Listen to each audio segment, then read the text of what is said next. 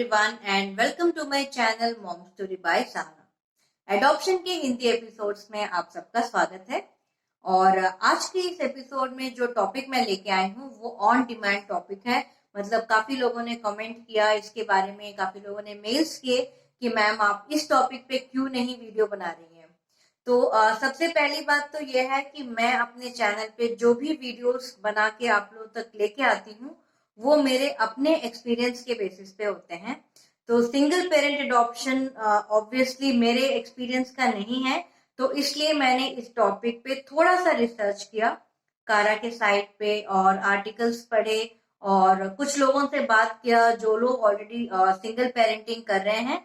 तो उसके बाद मैं ये मतलब टॉपिक आप तक लेके आ सकती हूँ। तो आइए शुरू करते हैं आज का एपिसोड और मैं आपको वो सारी जानकारी दूंगी जो सिंगल पेरेंट एडॉप्शन से रिलेटेड है।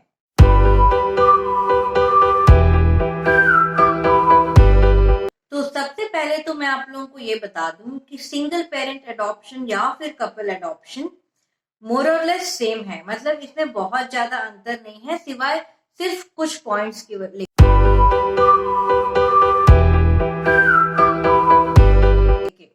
तो सबसे पहले तो सवाल ये उठता है, क्या एक सिंगल मेल या एक सिंगल फीमेल एक बच्चे को अडॉप्ट कर सकते हैं? बिल्कुल कर सकते हैं।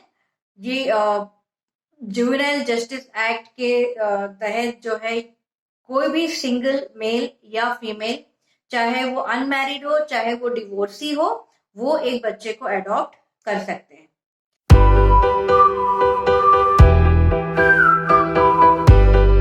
अब सवाल ये उठता है कि व्हाट इज द एलिजिबिलिटी, मतलब मिनिमम एज कितनी है।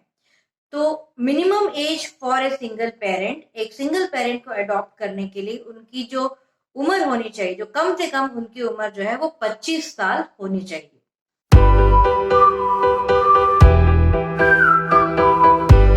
तो कोई भी एक सिंगल फीमेल या फिर एक सिंगल मेल 25 ईयर्स से 45 ईयर्स तक के एज के बीच में एक 0 to 4 ईयर्स के बच्चे को वो गोद ले सकते हैं। मतलब जो एज क्राइटेरिया है कि अप टू 45 ईयर्स तक का अगर आपका उम्र है तो फिर आप 0 से 4 ईयर्स तक के बच्चे को आप गोद ले सकते हैं। अगर आपकी उम्र 50 तक है, मतलब 45 के ज्यादा है और 50 तक आपकी उम्र है, तो 4 साल के ऊपर मतलब 8 साल तक के बच्चे को वो गोद ले सकते हैं। अगर सिंगल पेरेंट की उम्र 55 है, मतलब 50 से ज्यादा है और 55 तक की उम्र है, तो फिर वो 9 साल से बच्चे से लेके 18 साल के बच्चे तक किसी को भी वो गोद ले सकते हैं। लेकिन अगर आपकी उम्र 55 से ज्यादा हो गई है तो फिर आप अडॉप्ट नहीं कर पाएंगे।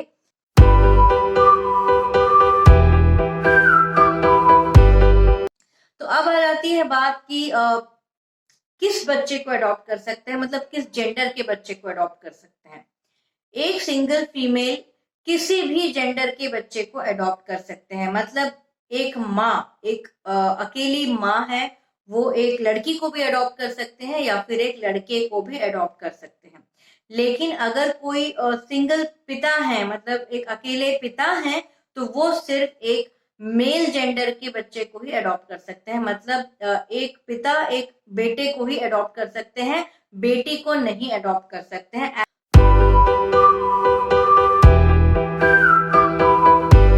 तो नेक्स्ट स्टेप आ जाता है कि आपको कौन कौन से फैक्टर्स कंसिडर करने चाहिए अडॉप्शन के पहले। सिंगल पेरेंटिंग बहुत ज्यादा टफ हो जाती है क्योंकि एक अकेले इंसान को माँ और पिता दोनों का रोल निभाना पड़ता है। तो सबसे पहले तो आपके पास क्या उचित सपोर्ट सिस्टम है कि अगर आपके एब्सेंस में कोई ऐसा है जो उस बच्चे का ध्यान रख सकता है। बच्चे की उम्र चाहे कुछ भी हो, उसका ध्यान रखना पड़ता है। इमोशनली भी, फिजिकली भी उसको पेरेंट्स की जरूरत होती है। तो एक सिंगल पेरेंट के लिए ये एक बहुत बड़ा चैलेंज होता है डिसाइड करना कि अगर उनके एब्सेंस में कौन उस बच्चे का ध्यान रखेगा। सेकेंड पॉइंट आ जाता है कि क्या आप फिनेंशियली इतने साउंड है, मतलब क्या आप आर्थिक रूप से इतने समर्थ हैं कि उस बच्चे की आप परवरिश कर सकते हैं। तीसरी बात आ जाती है कि क्या आपका जो नौकरी है, जो आपका काम है, क्या वो आपको इतना समय अलाउ करता है कि आप बच्चे के साथ उतना टाइम स्पेंड कर पाए। तो ये 3 चीजें जो है बहुत ज्यादा इंपॉर्टेंट है देखने के लिए कि कंसिडर करने के लिए, इससे पहले कि आप एडॉप्शन की तरफ अपने कदम रखें।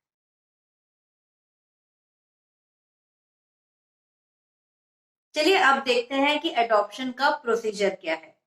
सिंगल पेरेंट एडॉप्शन के लिए भी प्रोसीजर सेम है जो कि एक कपल के लिए है। आपको kara.nic.in में जाके रजिस्ट्रेशन करना होगा।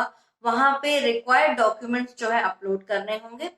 सारे डॉक्यूमेंट्स आपको अपलोड करने होंगे सिवाय शायद एक डॉक्यूमेंट के, वो है मैरिज सर्टिफिकेट, क्योंकि एक अनमैरिड पर्सन अगर इसको अडॉप्ट कर रहे हैं तो they have to mark themselves, मतलब अपने आप को उन्हें अनमैरिड वहां पे सेलेक्ट करना होगा। लेकिन अगर वो डिवोर्सी हैं तो फिर डिवोर्सी सेलेक्ट करना होगा। ऑप्शंस जो है ड्रॉप डाउन बॉक्स में आ जाते हैं, तो वहां पे जो भी उचित ऑप्शन है आपके लिए वो आपको सेलेक्ट करना होगा। उसके बाद जो है आप डॉक्यूमेंट्स अपलोड करते हैं। फॉर्म फिलअप करने के बाद तो आपको एक एक्नॉलेजमेंट आता है। एक्नॉलेजमेंट के बाद जो भी आपने एजेंसी चूज की होगी, उस एजेंसी का जो सोशल वर्कर है वो आपका होम स्टडी कंडक्ट करेंगे। होम स्टडी जो है वो सेटिस्फैक्ट्री होने के बाद जो है आपका जो है वेटिंग लिस्ट जो है आ जाता है एडॉप्शन के लिए। तो आप भी और तमाम पेरेंट्स के साथ जो है उस वेटिंग लिस्ट में शामिल हो जाते हैं। और जैसे जैसे वेटिंग लिस्ट जो है आपका कम होता जाएगा, वैसे वैसे आपके रेफरल वाली डेट जो है वो नजदीक आती जाएगी। वेटिंग टाइम कपल्स के लिए हो या फिर सिंगल पेरेंट के लिए हो, सेम लगता है। अगर आपने 0 to 2 years या फिर 4 years तक के बच्चे को अडॉप्ट करने का ऑप्शन में चूज किया है तो कम से कम आप मान के चलिए कि 1.5 साल से लेके 2 या 2.5 साल तक भी लग जाते हैं, डिपेंडिंग ऑन द जेंडर और कौन सा स्टेट आपने चूज किया है और कौन सा एज ग्रुप आपने चूज किया है।